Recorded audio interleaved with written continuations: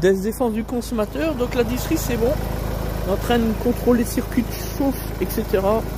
Outil de refroidissement de ça. Terminé par l'essai sur route et la désinfection EN17212 comme d'hab. Avec notre partenaire SNDD, membre du réseau Plus que Pro. Je vais vous dire une chose, devinerez jamais qui c'est qui vient de nous appeler au téléphone à 2 reprises. Alors je dirais plutôt harcelé, mais peu importe, c'est pas important. Monsieur le... On ne dira pas plus. Évidemment, on avait repéré son numéro de téléphone, etc. Parce que on s'attendait qu'un jour ou l'autre, il nous contacte.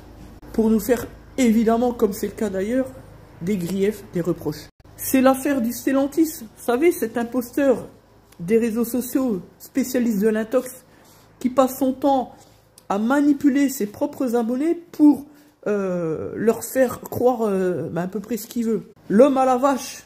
L'homme aux 70 déguisements, l'homme de tous les records en matière de diffamation, dénigrement, chantage, à la limite de l'extorsion, et qui vient aujourd'hui nous demander d'arrêter de l'insulter.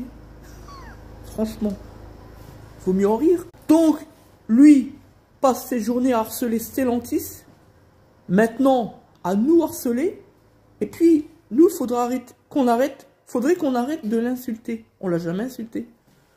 Tout au plus, ça a toujours été au maximum, parce que je connais les droits qui sont les nôtres, jusqu'à l'injure, mais jamais l'insulte. C'est pas la même chose juridiquement parlant.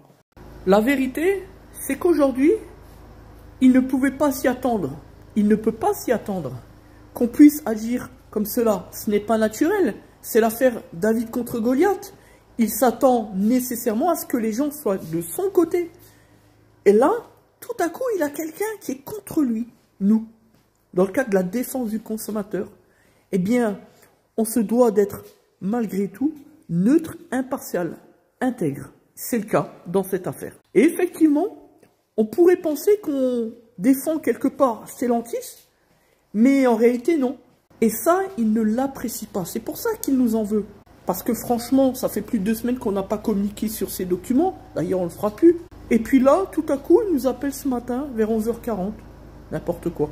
Il serait temps qu'il se réveille. Hein. Or, tout le monde a compris son objectif. C'est de nous avoir au téléphone pour, évidemment, nous enregistrer, puis publier sur ses propres réseaux sociaux. Ce qui est d'ailleurs une bonne chose pour lui, qu'on n'ait pas accepté son double appel. Parce que quand nous, on dit qu'on attaque au pénal, c'est pas la même force que la sienne lorsque lui prétend attaquer Stellantis au pénal. Il n'a ni les arguments juridiques, ni le sou d'ailleurs le dit lui-même, à se tirer une balle dans le pied et en qualité d'immature. La vérité c'est qu'il a peur de nous et il a raison. Et il ferait bien de se tenir à carreau